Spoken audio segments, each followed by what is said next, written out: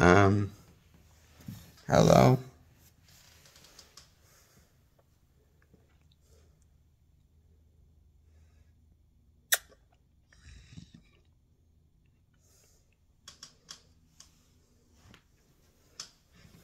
Um,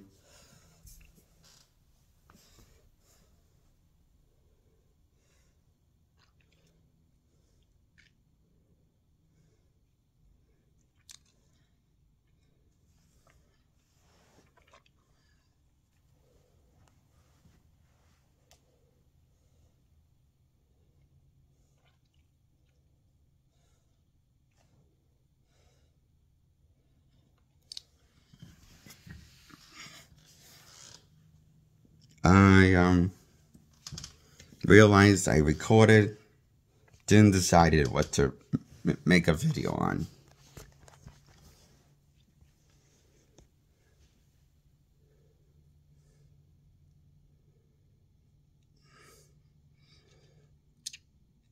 Um, Hello, I'm Jake Allen Graham. I'm making a video on a movie of something.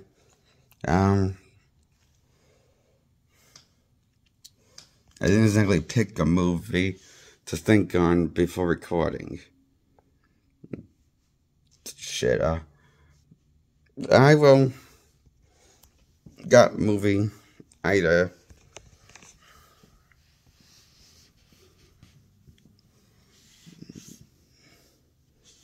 Um,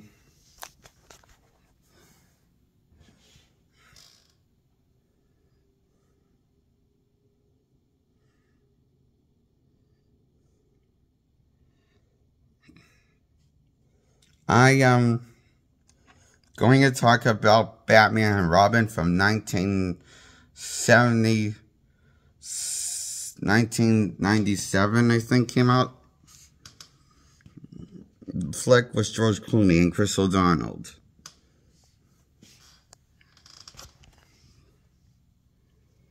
And I give this movie enjoyable. This movie is not that bad. It's very enjoyable to watch.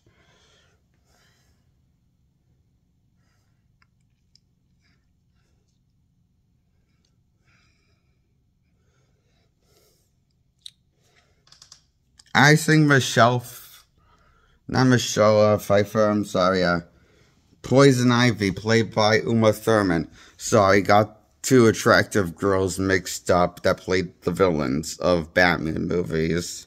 Mixed up the names. Because, whoops.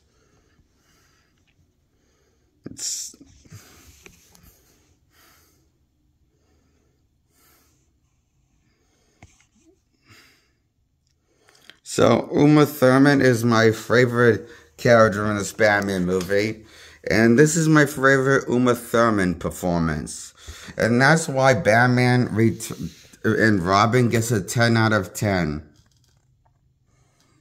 I enjoy this more than her Kill Bill Volume 1 and 2 performance. And I enjoyed the sexy dance she did in the movie when she unmasked herself out of the gorilla costume and did a little sexy dance number for us, the audience, and seduced the audience in the movie flick. It was her pheromones that brainwashes Batman and Robin and made Batman and Robin horny for Uma Thurman's Poison Ivy. And so Batman and Robin tried to play who can get the girl and bet on her. Who can bet higher, Robin or Batman?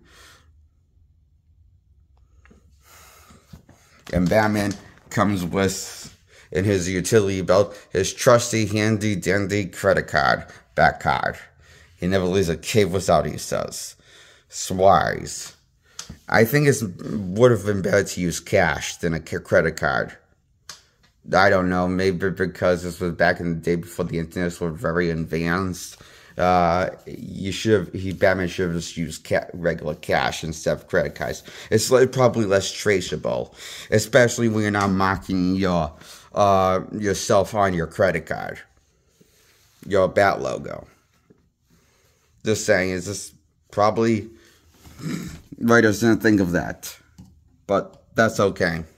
We will forgive them for this flick.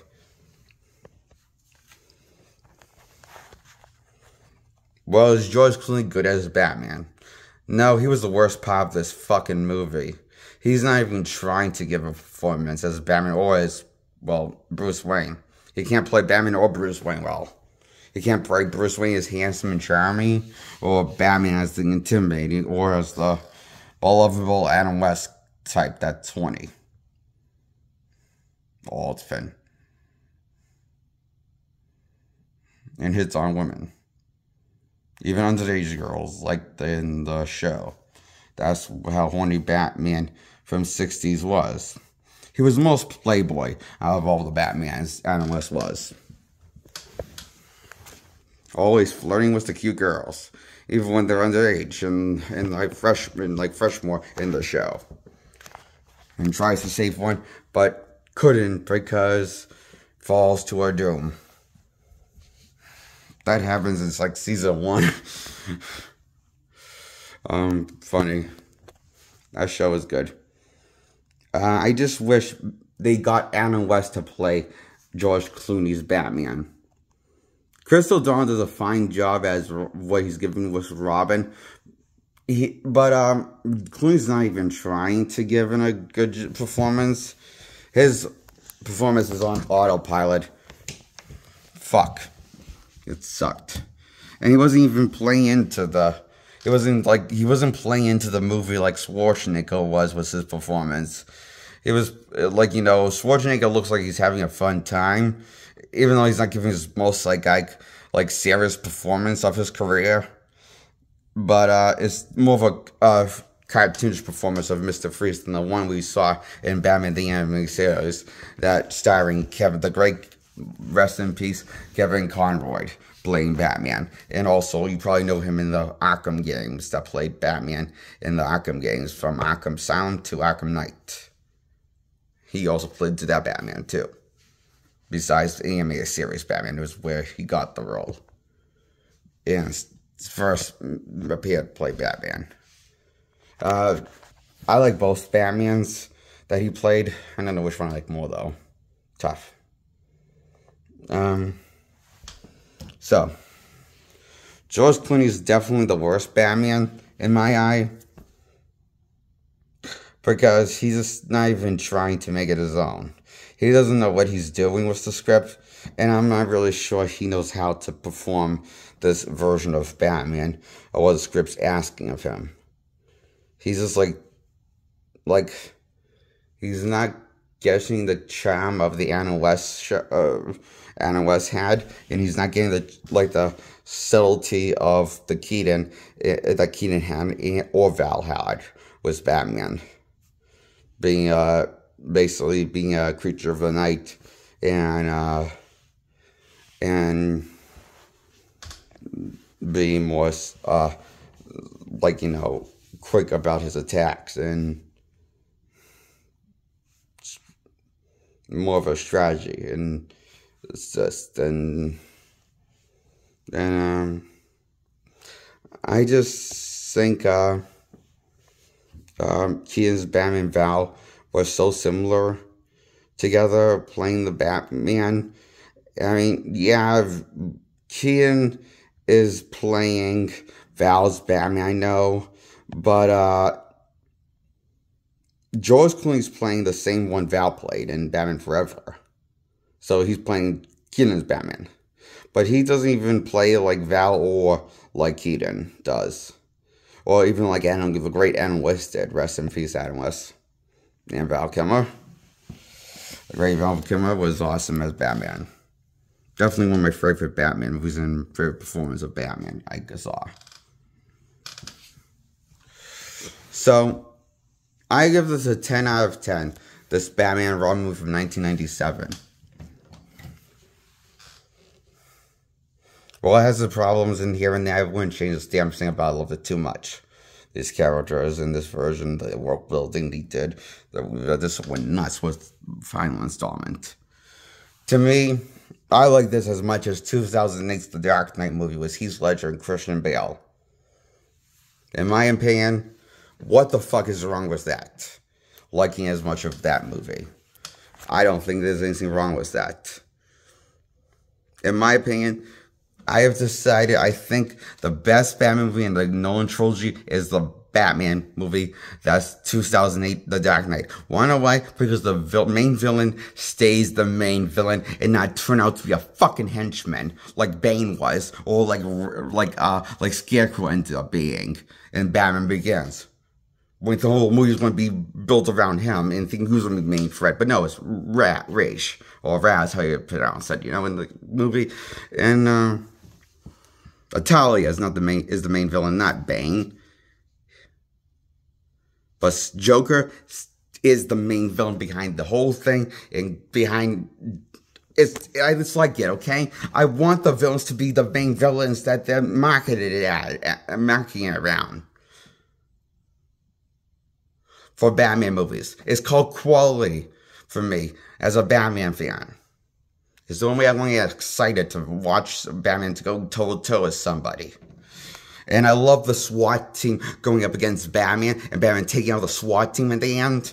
That was like the best action in the shot in the entire movie.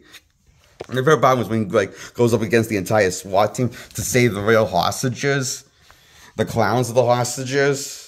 And SWAT's targeting the wrong people. The time the clowns with guns, but they're just taped. They're really just the hostages, and the doctors really the ones that they need to worry about, and basically working for the Joker and corrupt and stuff. So, and that's a really cool twist in the third act, and it leads to an incredible fight in between Batman and the GCPD department SWAT team. And Batman completely it shows how like awesome Batman is, but it shows that this Batman's more brains than bronze than he seems to be in any other parts of the movie. Like this is like this. I like first really like this of like that scene with Batman. That was awesome. That fight. Just when you think he got out, just it kind of took me by surprise, and it was like a good twist seeing the SWAT teams get outsmarted by Batman. And how he did it. It's like led to great actions and twists and turns, and felt like a great like a great climax to the movie. And then after climax, like we get the final encounter between Batman and Harvey, and it's more like this him trying to talk Harvey down. There's no action. He just has to stop Harvey from pulling the gun on the kid. And he saves the kid, Gordon's kid, but Harvey dies after getting collapsed, falling from a high distances. Batman fell from the same high distances, but he was wearing armor that protected him from the fall. Harvey wasn't. Explain the movie that the armor was more durable, but also more faster to protect him from bullet wounds and knives and other stuff like that can take more of a hit with the armor that protected him. So basically, this is played by Morgan Freeman's plays. I feel what he plays. It's played by Morgan Freeman's character, Fox something. Rachel Fox something is his name. Fox something. Lucius Fox. It's played by Lucius Fox to Batman. Why he needs a new armor, because the armor that he's been wearing in Batman Begins is designed to carry too much weight in his older age. He's designed to feel the weight on his armor. Because it's too much heavy. It's getting heavier as he's staying as active as Batman, and he's also becoming bankrupt with his trust fund. And getting lower and lower. And the person wants to blackmail Batman that finds out who Batman is. that works for him, that does the numbers, that knows that Batman is losing his it's done the numbers on the trust fund, and one he wants to raise for the rest of his time at Enterprise. So he wants basically to live a good, wealthy life by blackmailing Batman. That was his best idea. And even Morgan Freeman thought that was stupid. Just said, good luck, kid. Thinking that that'll work out well.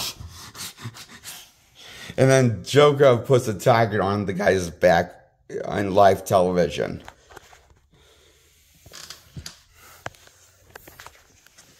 This leads to Batman have to save his ass from a gunshot from a crooked cop in the same vehicle that he's part of that Gordon's in.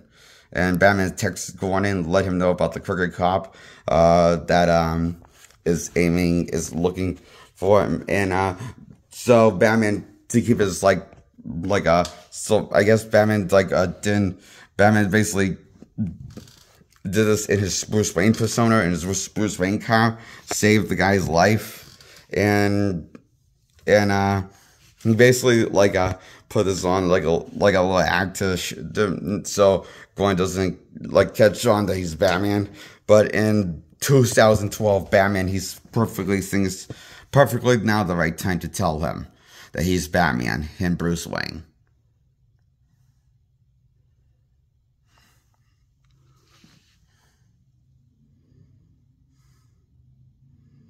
Okay.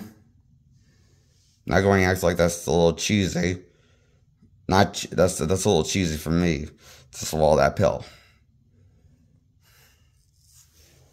That to make sense to me.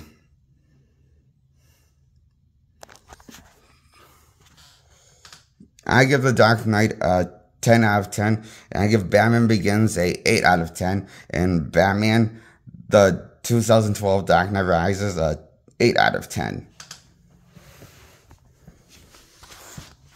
Right, guys, this movie's, the other two is Batman vs. Christian Bale have, it kind of lost me, and I stopped caring once they made, the main villain, not the main villain that you think it was going to lead to be the main villain that was mocking around and revolving the entire plot around Scarecrow and Bane, was Batman Begins and The Dark Knight Rises. But then we find out Bane's not the main bad guy. It's Talia, the daughter of Rouse. It's pronounced in Batman Begins, and played by Liam Neeson, who trained Batman in League of Shadows, head of League of Shadows, and playing the Batman Begins, that he's behind the whole Batman's history, even the parents' death. He had a hit on the parents even. Somehow, this makes even less sense than the Joker twist that Burnett went for in the 1989 flick, where instead of Joe Chill, it is Joker. Before he becomes the Joker and gets dipped in a vat of chemicals. And is more psychotic after it. Takes on the name Joker in the Burton movie, the first one, that Jared Nicholson played. To me, I think the reason why I love The Dark Knight so much is because I feel like Heath Ledger's performance kind of mirrors Nicholas's performance, but it feels like a subtle performance of Nicholas's performance as the Joker. I feel like that's how good Heath Ledger's Joker is, but also I like how his Joker's more subtle than other Jokers, because he's the first Joker that you hear that's spoken with a softer voice, that's more calmer, that draws you in. That's why he kind of probably gives you the illusion that he's might be actually right, or a sane person, because he talks like a calm person to draw you in like a sociopath would. He just talks really calmly, But then when you like if he's about to backstab you, then he'll turn, then he'll get like, I noticed like his voice will get louder and his like voice will get, and then he'll start like doing that classic Joker laugh we known for Nicholson to do, and Meryl perfected also. And the first Joker that perfected it, the laugh of the first Joker in live action, Cesar Romero from the 60s era. It feels like he nailed the laugh. Pay homage to the Joker from the past of what you want to hear from a Joker laugh. He sounds like the good Joker laugh. Perfect laugh. He nailed like Nicholson nailed it, like Cesar Romero nailed it, like Hamill nailed it. Like the great other Jokers in live action animated that have nailed it. I love his laugh. He did a good job laughing and controlling it and playing a subtle and more on a low note. His performance and more soft spoken when it needed to be, when he needed to like manipulate someone to get them on their side. That was pretty good how the movie had him do that. But when he's ready to unleash his true nature, like kill somebody or sabotage somebody, his voice will get louder, and I notice, and more obnoxious, and start chuckling in there. He will really sound like the real, like more like a classic Joker that you hear, that you know from a love in the comics and the shows and all the other video games adaptations. Takes on the Joker, and that's what I liked about Heath Ledger's Joker a lot. And my favorite part that he did in this movie is like a few things he did. I like when he made this like pencil disappear into the guy's forehead by slamming his forehead, and he basically said he set it up as a magic trick, but for a punch, but he used it as a sick joke of a punchline after he killed the person with a pencil in his forehead. That's how he made it disappear. He set up as a magic show, but it was just a joke for him. Nobody found it funny except him, but he enjoyed it. You can tell. And the reason why he only he did like interrupt this game and walks in, casually just walks in and tells everyone that they're all fucked by Batman. Batman's going to ruin everything, and it's going to blow up in their faces unless you hire me to kill them right now, half of what you have in cash. It's like he wants and then when he gets the money, you think he's going to collect. You think he's going to do for some reason, he decides to burn it because for some reason, odd reason, but it's like unreally. It's like kind of he like just burns it, like when you because that's what he does with his money. He decides he wants to burn it, and then and then kill the guy that gave him the money and feed him to his dogs after, and basically said that's what's going to happen to him. And this Joker, I love how he's a bit of a. I like this joke. He was like very cynical when he needed to be, and manipulative when he needed to be, and also unpredictable when he needed to be, and but even when he was being unpredictable, he sometimes, often when he was being even unpredictable to manipulating people, he would often speak with a much calmer voice than what you would normally hear a Joker to talk like. But it wasn't always like that, like throughout the entire film. I noticed like when he actually really wanted to be scared, like he wanted to kill somebody just for the fun of it, or for if there was a person who was in the way, whatever the script called for. Random reasons it was when he killed somebody, his voice would actually get louder, and you start to like more of like a louder hyena voice, like a Joker voice, like the typical Joker voice that Nicholson and Cesar Romero went for in the earlier seasons of Gotham before they replaced him with Jeremiah Vlexka Joker. I think that's the second Joker. And that got replaced after the other Joker got killed off, and no, they couldn't use the Joker's name in the Gotham. That was a cool show, but weird show, Gotham, that DC's some of his best writing, I thought, on that show. As a Batman fan, I thought. I love that show. The first 3 seasons I've only seen. Haven't seen season 4 yet, but I want to see season 4 and the other last seasons, you know? Because I enjoyed the show. From what I've seen of it, okay? I give the first 3 seasons of Gotham a 10 out of 10. And that's my review on Gotham, the first 3 seasons, and Batman, Dark Knight Trilogy, and Batman and Robin, 1997, with Uma Thurman and Schwarzenegger and Crystal Dawn and George Clooney as Batman and Robin.